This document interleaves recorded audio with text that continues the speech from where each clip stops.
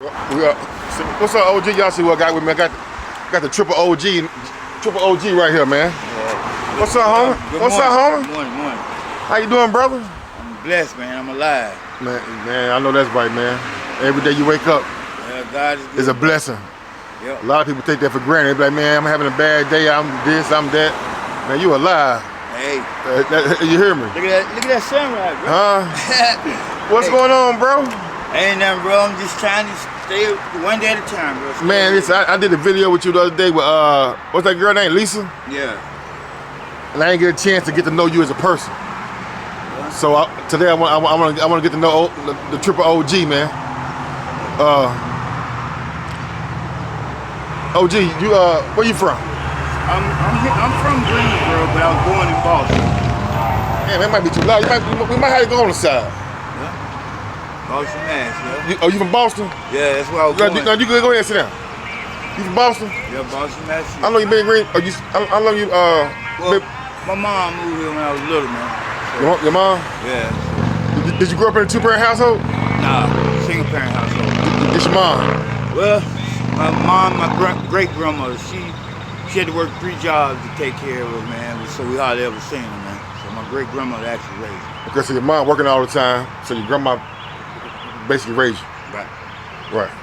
What's up with your father? Hey, I ain't seen him since I was 5, bro. You don't know? But I had a father figure, though, because my mom had a little boyfriend. Right, and she never married him, but he was there for everything. It's all good. Yeah, it's all good. But listen, though, brother. You said your mama had a little boyfriend, father figure that was, even though they weren't married, he still it was a male presence there. Right, and I really hated myself, but it seemed like I hated him because you know how kids, you hear my dad, blah blah blah, me and him always beat, but he passed about 3 years ago, I think, and it kind of messed my heart up, bro, because I tried to come clean with him. I was like, yo, I know we ain't been on the best of terms because he was in the bed with cancer, he was dying, right? I was like, man, I said, I know we ain't been on the best of terms, but you my pops, you raised me. I still love you. That's right. I said, I'm sorry for all the heartache I gave you. Right. The last words, you finally got what you want. I'm like, what you mean, Jim? He said, I'm out the picture. You out the picture? That's what he said. I'm out the picture. Right. So that kind of destroyed me. Yeah. Because he expressed how he told you how he felt. You felt about him all these years. Yeah. He let you know that he felt like you ain't never liked him. You didn't want him around your mom. You want him at the picture. Right. Yeah, and it kind of hurt you a little bit. Because at the end of the day, even though y'all ain't never, he might have had ups and downs, he still was a male figure. Yeah, I love and did more for you than your real pops. Right. He taught me how to cook and different things like right. I get fish. that. He taught me how to wild games. Taught you how to do everything that your pop's supposed to teach you. He taught you most of it. Right. I get it. Hey, so let me ask you something. You finished high school? Nah, I got locked up my senior year. You got locked up? Yeah, 17 years. Huh? So I did 17 years for it. Oh, so when you was in 12th grade, you went to prison and did 17 years? Yeah, I had 2 football scholarships, basketball scholarships. And what you go to prison for? Being a hooligan. Being a hooligan? Yeah, a bunch of charges, built up, assault charges. So in 12th grade, you about 17 years old, and you had to go do 17 years. Right. Damn. And I don't had to take a physical to go to the Marines, so I destroyed my whole career, man. All you gotta do is take a physical. That's it, man. But while I was in there, I remember my grandpa told me one visit, he said, be a jack of all trades, master of none. So I was like, what you mean by that? He said, learn as much as you can, that we can always have a way to make a living. So I picked up a bunch of trades and everything and got out, man. You know, didn't learn my lesson, dog. Got out and because I came home and the woman I was in love with came home, she screwing my best friend in my bed while my baby screwing crying the next one. So I grabbed my baby and I left, and then from that point on I started dealing with drugs, man. You know? Right. What type? You start hustling first or you start using? Well, I was always hustling. That's how I got hemmed up with the prison charge. So you start getting high? Started getting high. What start getting high for first? Started out, I've been always smoking weed. So you been smoking weed? Right, but I started sniffing powder and then went from powder to crack cocaine. Yeah. It was a long struggle, bro. hard struggle. Because, right. So let me ask you something. What made you smoking for the first time? A girl. I thought she was actually my friend or whatever. You know, me and her was just talking. You know, because most people when they deal with it, they talk about negative things. We started talking about all the negative stuff that's building up on me. And then she said, "Look, try this. It helped kill the pain." Boom, there I is. Right. And you know, most people say it's addictive, but what's addictive is the lifestyle that comes along with it. And you know, the two evils, boom, they together, they're you. But you know, tough times don't last, bro. Tough people. Right. So, you know, I got out, you know, dibble dabble. Then I got a job with this company traveling all 50 states. And once I started traveling all 50 states, door-to-door sales, I got hooked up with some positive people, man. I did it for 28 years and it helped me beat this thing, bro. You know, I traveled all over the country. What's up, Lisa? Looking all clean and fresh today. Actually, I ain't got fresh yet. I'll get ready to. Oh, yeah? Gotta go to court. Gotta go to court? Yeah. Go ahead. Yeah, and then, you know, he taught me how to positive think, but it was, the devil was there too, because, you know, most everybody I worked around was dipping down. You know what I'm saying? I blew a lot of money instead of doing the things I was supposed to do with the money. But it did actually teach me how to present myself to the world, you know what I mean? Right. So it was something I actually loved to do, and trying to straddle the fence, bro. Do positive stuff, negative stuff, and I would go to work, making all this good money, get out work, go fuck around in drug houses, and mess around, do pop me, bro. I first shot in this leg because I'm trying to mess a dude's girlfriend in the left leg because I stepped between the guy and his wife. Right. He popped me, I walked to the hospital, then a week later, got popped in the other leg day before my birthday, 2004, but it hit my main artery, bro. Okay. How'd you ain't die? Hey, show you I got. My man got shot in the leg and died because he hit his main artery. Well, God has something in store for me. Maybe it's just had this interview so I can tell some more people about how good he is and how you can get out of this seem like a spiral you in. Right. Because see, the guy when he shot at me like 6 times, I could hit a bullet with him. Then one hit my leg, took my leg out money. By the time I hit the ground like this right here and sat up, man, puddle that big around, blood red in the grass. I mean, it was dark and you could still see the blood. But I was so close to one of those split level homes with the window at the bottom. Yeah. I banged on the window and the lady was a nurse, put a tourniquet around my leg and saved my life, bro. But see, my birthday is August 2nd. This is on August 1st. All I remember is going down the hallway, seeing the lights flash over my head, right? And it got dark, seeing a little small light, and it turned into a hand, bro, pushed me like that. And I woke up, you know what I'm saying, they gonna cut my legs off, talking about I wasn't gonna never be able to walk again. You know, I started crying to my mom, and this is in Charlotte, right? I'm crying to mom, look, Mom, don't let me take my leg. I'd rather drag it than lose it, you know?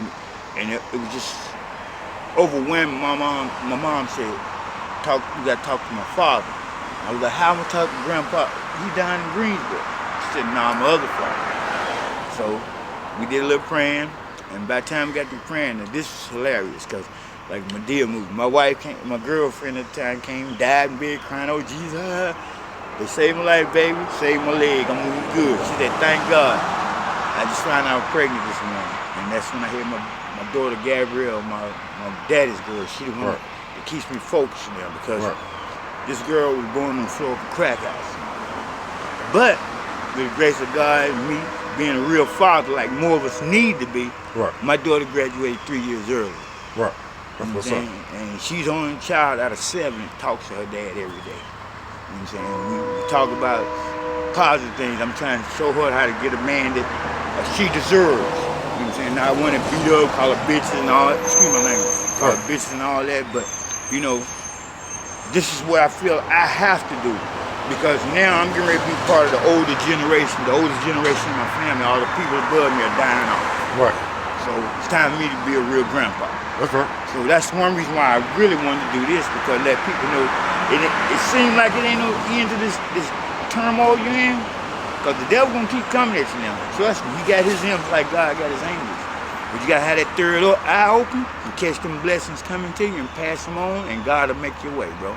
That's right. So that I wasn't gonna do this interview at first because I was ashamed that maybe my family would see me. But you know what? But you spitting game though. But this ain't no shame. This ain't no shameful situation. No, if I could say one person. Right. One person. Because I didn't have somebody take the time to talk to me like I'm willing to do here. Right. You know, so everybody I talk to, younger people or older people, whatever, they always talk negative. I try to turn that situation around and talk about something positive. That's right. You know, it's a hard job, but it helped me to stay my focus. You feel me? That's right. So everybody say, you Captain Save a Hoe. No, I'm not Captain Save a Hoe. I'm just the man that will make sure that my daughter winds up in this situation. Somebody have to be man enough to step up and save her. That's right. But you got people out here that really don't want to get out. They're enjoying it too much, but when it's your time, he'll take you out of it. So I try to help them all, man. And true enough, my back is hurting because I've been stabbed so much in the back, and you know I can't even lay on my back much. I know that's right. But you know, you got to brush it off, bro. That's it. You know what I'm saying? That's why I like what you're doing. I'll be willing to go around with you and talk to people, man, because if we can save these young people, this generation is messed up. I hate to see the next one. You feel me?